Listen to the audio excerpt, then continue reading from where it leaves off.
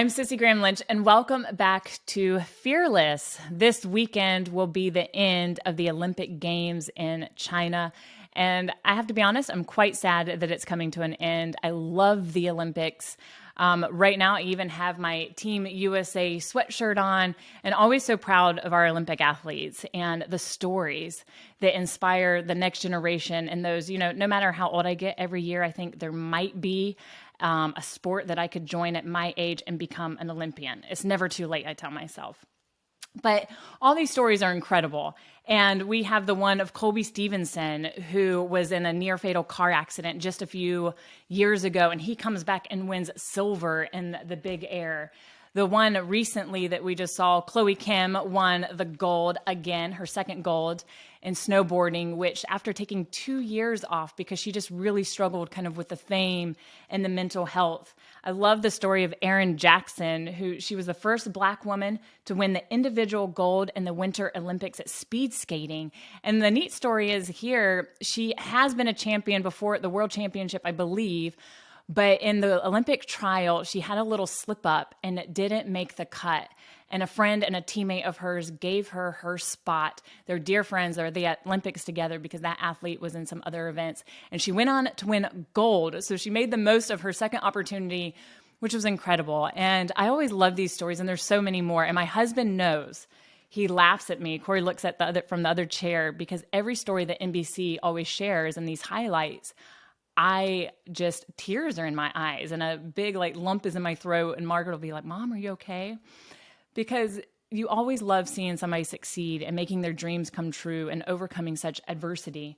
But one story that I have been angry about that NBC keeps highlighting, because the common thread with all these highlights they are American athletes representing Team USA. And one story that NBC keeps highlighting is Eileen Goo, and many of you might already know her story. She's 18 years old. She's an American-born female athlete. Her mom is Chinese. Her dad is American. And she decided in 2019 that she was going to represent China. And to her fairness, she grew up going to China. China is a part of her heritage. And there's nothing new for athletes to represent different countries. We've seen that quite a bit. Sometimes I don't quite understand it and why, but different nationalities and they'll decide to represent another country.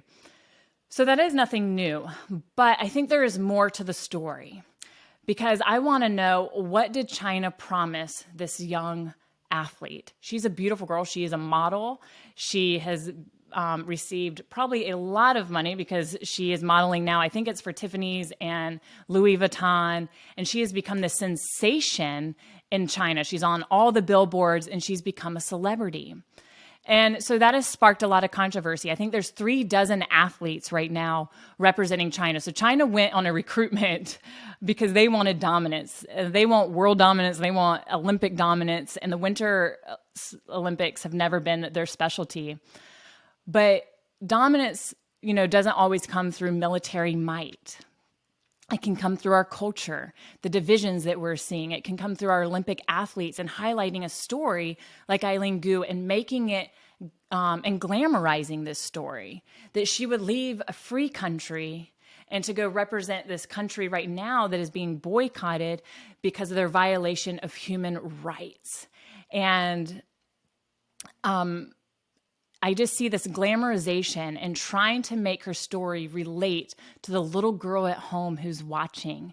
And I don't think this is something that's to be glamorized, but I also think there's more to the story, because I think this is all part of an intricate plan. And we're going to talk about that. I recently interviewed General Jerry Boykin, who's talked a lot about Marxism over the years, and I've asked him to come back. Marxism is a word we've all heard over the last few years quite a bit, because I believe everything we are seeing in today's culture, all the division from oppressor to oppressee, from the vaccinated versus the unvaccinated, white versus black, everything we're seeing in our culture is a form of Marxism. And we all need to have a better understanding. And in 1958, and I think it was in 1958, a book was written called The Naked Communist, and it listed 45 goals of how communism would overtake America. And it wasn't by military might. And it's things that we are seeing in our culture right now, from discrediting our founding fathers to taking prayer out of schools, which we saw happen in the 60s, of course, right after this was written. And taking children away from the influence of parents. That's a big one for all of us right now that are raising children in this country. So I think this is all part of an intricate plan to take over America, not by world dominance, but by through our culture. And we have to be aware. Here's my recent interview with General Jerry Boykin. General, welcome back to Fearless. Sissy, I'm glad to be with you. I have heard you talk about Marxism before. And I know that that's a tough subject for many people, and especially people listening here to Fearless. Many are young moms who are at home and just want to survive the day, taking care of their children, go to work, come back, and just live a peaceful life in their communities. But this is affecting our communities. And we're going to discuss that here today, of why this matters, why we need to be aware of what is happening. And I've heard you talk about this for years, and so I'm excited. Well, thank you. And I'm glad to be with you. And I think that this is such an important issue that more programs need to be talking about it, because if you look at what's happening in America today, and if you're my age, if I'm in my 70s, and if you look at my generation, we see things happening in America today that we never could have imagined. We see this nation becoming exactly what we thought was the enemy for my generation, and that was the communism, Marxism, socialism. And we see all of that happening today in America and people advocating for it. So it's important for people to understand this Marxist movement, what their objectives are, and how they're trying to take over America. And it's serious. Yeah, there is definitely trouble in the land, and I think everybody feels it. We see it. We've seen the division happening, and there are reasons for the chaos. There is like a common culprit, and that is Marxism. And a lot of people probably in the last year, 2 years have heard that word. There's a lot of isms. You just listed a bunch of the communism, socialism, Marxism, and we're going to get in that in a moment. But let's clarify, what is Marxism? Yeah. Marxism is derived from Karl Marx's writings in 1848. When he wrote the Communist Manifesto with Friedrich Engels. Now, if you read anything biographical about Karl Marx, you find out that he was one of the most disgusting people alive. Nobody liked him. No one had any respect for him, but he was a diabolical man, to be very honest with you. But he wrote the Communist Manifesto, and what he did is he laid out a political theory. And the political theory was really about a utopian society that he and Friedrich Engels were hoping could be established. It was based on a concept that has never worked, and that is that people are instinctively good, therefore they will take care of each other without any central government. Now that went away when communism came on the scene and adopted Marxism as its political theory. That concept that people would govern themselves went away and that people were instinctively good. It gave way to a more realistic view of that. But what they laid out was a society where there would be no property, personal, individual ownership of property or business or anything else, that it would all be owned by the government. And by the way, that's where the socialism comes from. See, communism and socialism both derive from Marxism. And so people would have no private ownership, and all wealth would be redistributed. One of the things that he said in his lifetime was, he said this famous statement: "My objective is to dethrone God and to destroy capitalism, and then destroy capitalism. He had a disdain for capitalism. And then he said this, from each according to his abilities, to each according to his need. What he was talking about was the redistribution of wealth. So there could be no classes. Now, in order to get there, in order to be able to establish this kind of society, what had to happen was there had to be a revolution that ultimately would produce the chaos that would bring about anarchy. Does that sound familiar? And that anarchy would then give the government the opportunity to swoop in, take absolute control, restore order, and then never release or turn the power back to the people.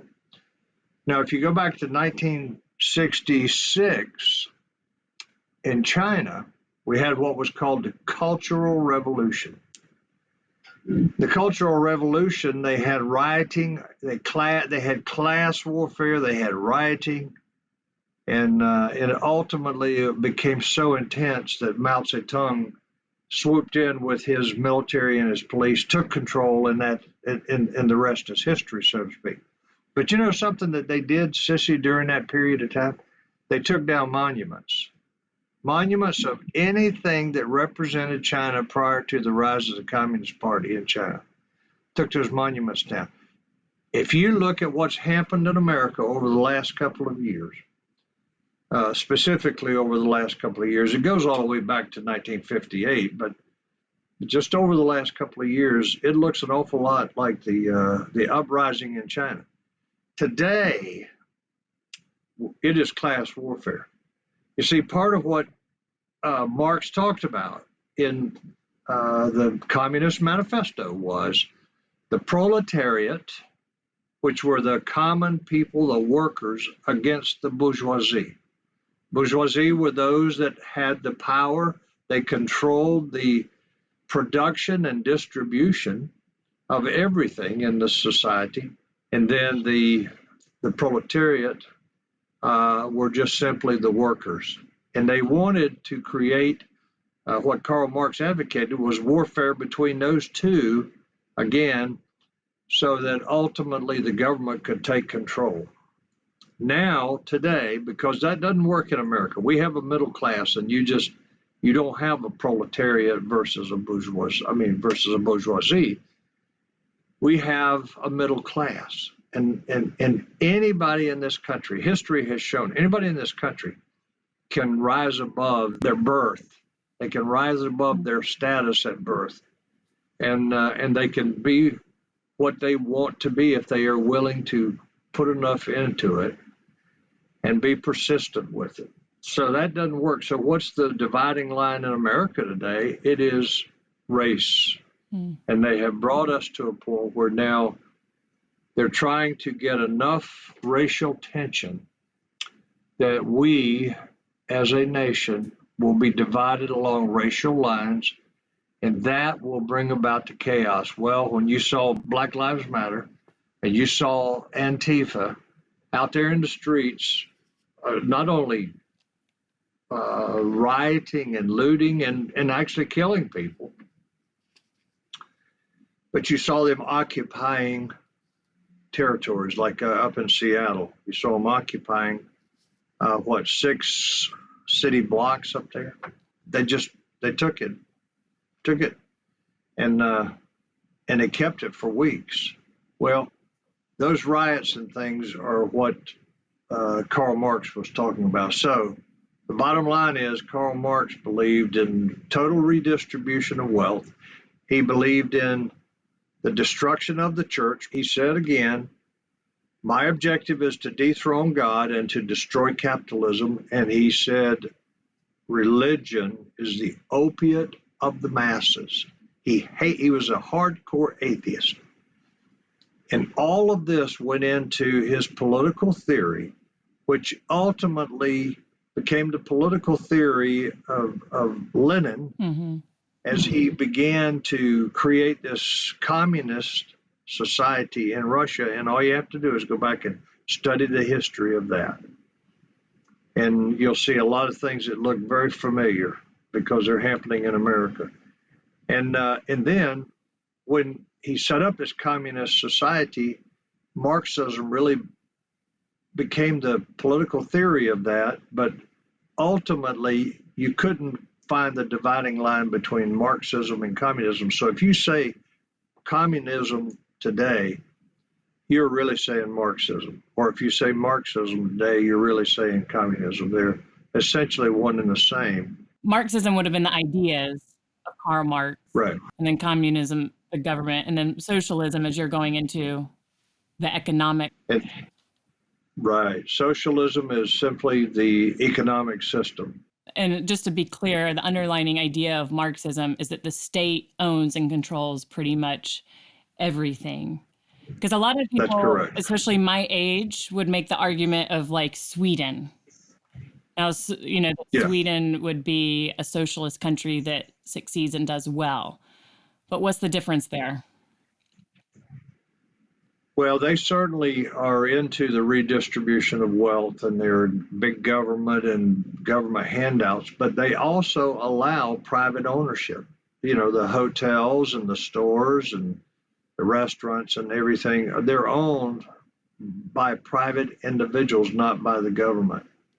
So regardless of the fact that they have socialistic ways of redistribution of wealth, in order to be a truly socialist country, you have to have the government owning everything.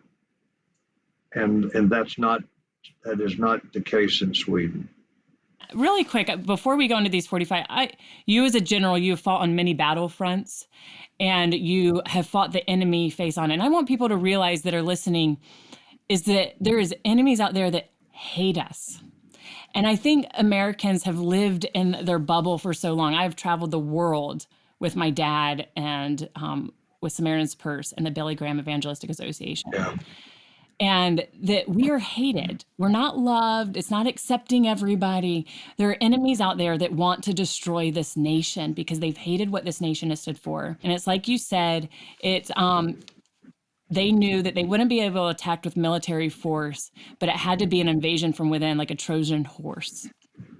Mm-hmm. And so with those 45 goals, and you can speak on that, of how much we really do have an enemy out there that wants to destroy us, whether that's from communist, Islam, whatever the attack is, they want to destroy us. But as we go into those goals, I wanted people to really realize they had this goal to take us from within, and they've executed them. But let's think about some of what they were going to do here. We just talked about the church, and I mean, you look at what's happened to the church today, and look at what's happening in Canada with the church. Mm.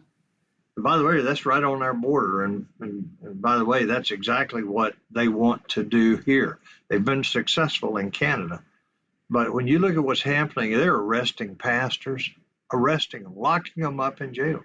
And by the way, we also have had pastors in this country that have been locked up, because I've preached in one of them's church, and he got locked up because in his area in California, he was the only church that stayed open in that area, and eventually he wound up getting locked up. And there was a pastor even years ago, like under the Obama administration, that had to submit his sermon notes to the local government. We've seen that. Yeah, and remember what we called the Houston Five, where those 5 pastors down there preached sermons condemning the idea of letting men go in women's bathrooms, and the city had a referendum on that, and they voted the right way. They said, no, we don't want this. And those 5 pastors, the mayor of Houston at that time was a very liberal woman, and she was married to another woman, and they subpoenaed the sermons of 5 of those pastors down. That was under Obama. That was before we got the crowd in that's in there now. So just stop and think about what's happening in the church today, and it didn't start to, just during COVID. That's why you're seeing things that are being tolerated in the church today that it might as well just be the Elks Club and I don't mean that to be a condemnation of the Elks Club, but it is social religion. Yeah. It has nothing. I mean, it's the Word of God is not preached. It is social religion, and so that is a major part of what is happening in this country today. But they also said, as one of those points, that they would promote homosexuality and get America to accept homosexuality. Well, America has always accepted that there were people who were homosexual. But now what we're being asked to do is to celebrate it. And that was the whole point. And you look today at the LGBT lobby, the LGBT influence in this country today, and it really got its boost from this Marxist movement. Because I would just tell you, it is one of the most powerful, if not the most powerful lobby in America. And you look at what they are able to do to get big corporations and universities in behind them supporting things. And just think about this. If you were Satan and you wanted to really get your hooks into this country here, you wanted to really get these Americans in a position where you can control them and manipulate them, you'd get them to accept a lie. And what's the biggest lie that you could get them to accept? That no matter what you're born with in terms of genitalia, if you don't like that, you can change it. You can be just the opposite of what you. When I came out of the womb, sissy, they didn't say it's Jerry Boykin. The doctor didn't say that. He said it's a boy. It's a boy, because most fundamental way to tell that is what we are now lying about as a nation, with corporations and universities and individuals lying about this. That came out of this whole movement, this whole Marxist movement. These communist countries, they have never accepted homosexuality. Right. That's like you see the pop culture, like a lot of young kids wearing these like Stalin and Che, and some of them on T-shirts, where they were some of the most racist men and just full of hate. But you're right, America has been different because we've allowed the freedom to choose. But they are being made to celebrate, and so they knew things that they didn't even accept. But that's how they would destroy the morality of America. And a couple of these lists too, here's one on 15 was capture one or both of the political parties in the United States. Mm-hmm. Have they accomplished that? I think, yes, and I don't think that just happened recently either. But look, well, with the rise of the squad, those people are all Marxist. But look at the squad. You look at what they stand for, look at what they advocate for, look at what they push in Congress, and they are very much Marxist. And by the way, Patrisse Cullors, one of the three founders of Black Lives Matters, you can find it online where she looks into the camera and says, yeah, we're all trained Marxist. Mm-hmm. Trained Marxist. Yeah. And she's admitting it. So I'm going through the list. On 17, here's one that I think we could all agree with, and this is where it is really starting to affect. In your state, you live in Virginia. We are really seeing the rise of mama bears. Number 17 is get control of the schools. And use them as transmission belts for socialism and current communist propaganda. Once again, this was written in 1958. Well, they've definitely executed that plan. There's another part to that, and that is unionize the teachers. Yeah, it says get control of teachers' associations. And then you take control of the union. Now, have we seen that play out?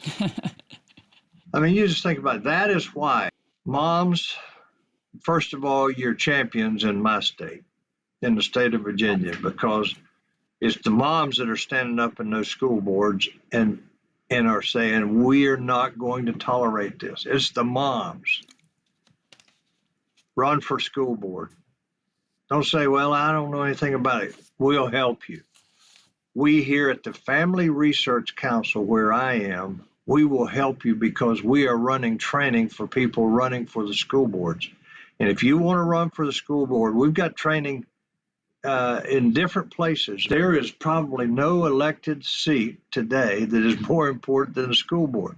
And we are seeing all over the country hundreds of seats on school boards that change from Democrats to Republicans or from liberals, Marxists to conservatives all over the country. And I thought it was just in Virginia. And I talked to David Barton, Sissy, the great historian here in America.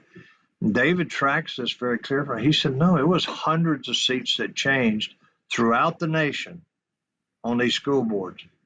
And because moms are waking the dads up, but moms have been awake a lot longer, and they are determined that they're going to do something about it. Something else that they talked about in the Naked Communist, and that was they talked about obscenity. They were going to promote obscenities and then promote pornography. Now you look at the damage that is being done in the family today, because the target for the Naked Communist was the family. I mean, at the end of the day, it was the family. And I can show you from the research that we do here that if you want a society, a community that has low crime rates, good high school graduation rates, and good personal health, as well as a good economy, the most important thing you need is an intact nuclear family. The rate of intact families is what promotes that. And so they were going to attack the family. Yep, that you just listed. I want people to know these are real. That was number 24. And then as we go down, which is all breaking down of the family when we look at all these lists, because as you just mentioned, number 25, break down cultural standards of morality by promoting pornography in books, magazines, and motion pictures, radio, and TV. This was 1958. As we just saw, the present homosexuality. Number 27, infiltrate the churches and replace revealed religion with social religion, which that is exactly what you've said and what we're seeing. Discredit the American founding fathers. Belittle all forms of American culture and discourage the teaching of American history. Public schools aren't even teaching American history anymore. So you look at some of the polls today, and this generation has an incredible number of people who are not proud to be Americans. That stuns me. Mm-hmm. Not only because I served this country for 36 years and saw men sacrifice their lives, for this country, but because the way I grew up, you were supposed to be proud to be American, and it was your responsibility to do what you could do to make it even better or to contribute to sustaining this nation. And now you got a generation of people who, over half of them, are not proud to be Americans. And it all goes back to what you just read. It goes back to this deliberate removal of American history, so you don't know what sacrifices have been made for this nation, and you don't know the true nature of the founding fathers. They're being cast as nothing but a bunch of white slave owners. Well, you need to look at the real history. And so we're in a real conundrum here, and that is, how do we restore the pride in being an American? How do we get people to understand that this nation has done more for the world than any nation in history? Mm-hmm. It has sacrificed not only for our own country, but it has sacrificed for other countries. All you need to do is go walk the beaches of Normandy Go walk the beaches of Normandy.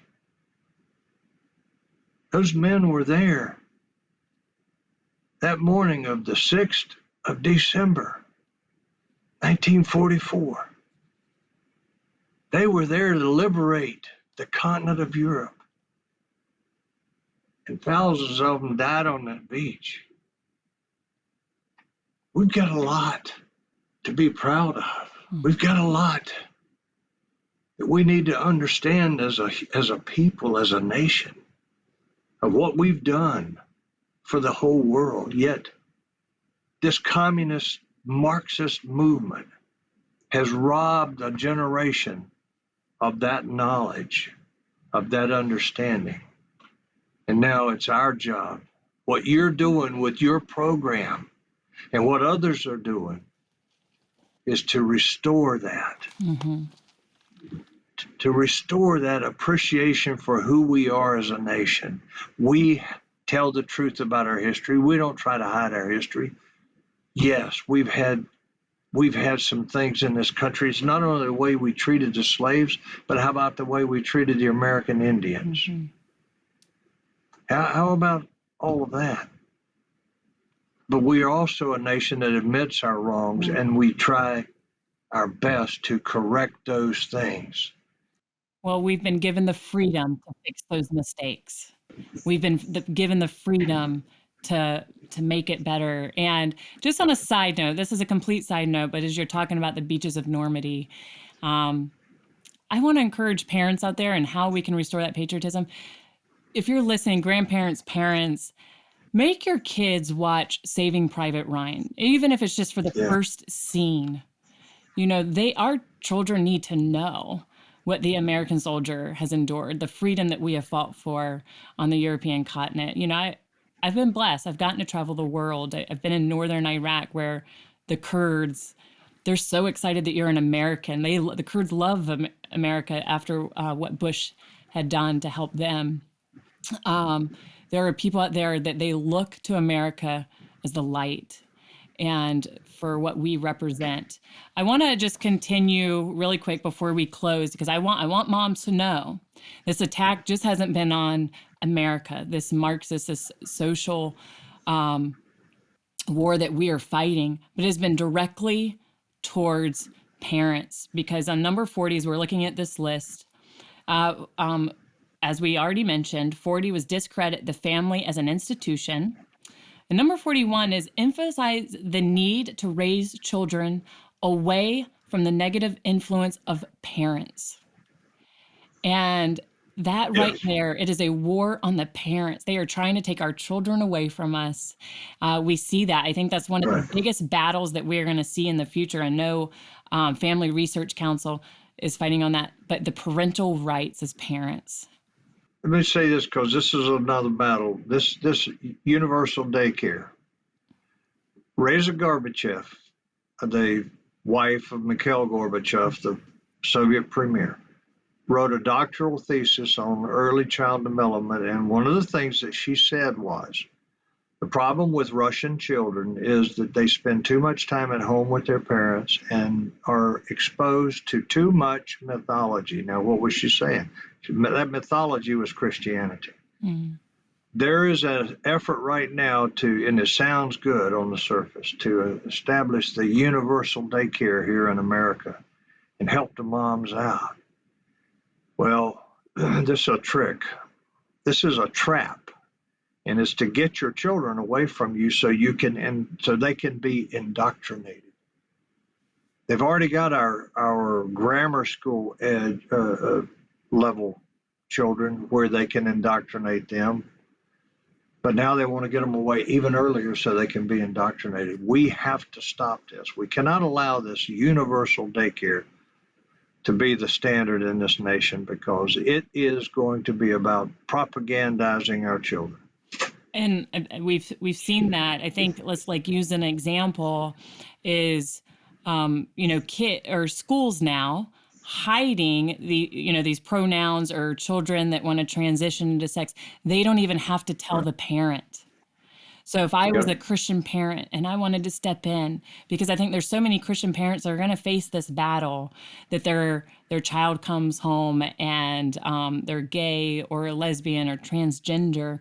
We're on a new battlefront and we have to face this. But if a parent wanted to protect their child so it didn't happen, the state could take them away from us because they believe we're Right. bigots. We're not accepting them. And they know, the state knows better because it goes back to Marxism. The state controls everything. The state knows best.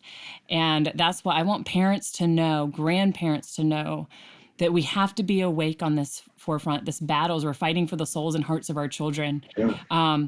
because they call us a negative influence as parents.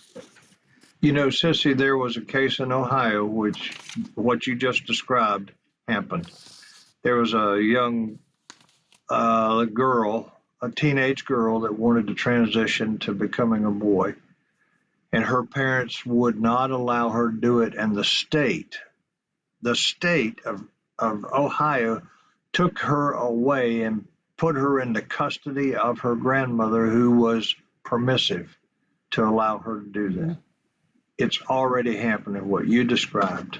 And like we're seeing, this has become Marxism, these social ideas, it's become like a religion, a secular religion. And I think as we can talk, this can all be very depressing, General Boykin. But what is our hope? As Christians, what can we do? What is our hope? Because you and I, we love this country. We've been blessed beyond imagination to fight for this country, to protect it on all kinds of fronts. But our hope is not in this nation. Our hope is in the kingdom, in Jesus Christ. So what is the hope as we're looking at all this? This can be depressing. We can't imagine what's coming in the next 10 to 20 years. But what would you tell those moms or parents?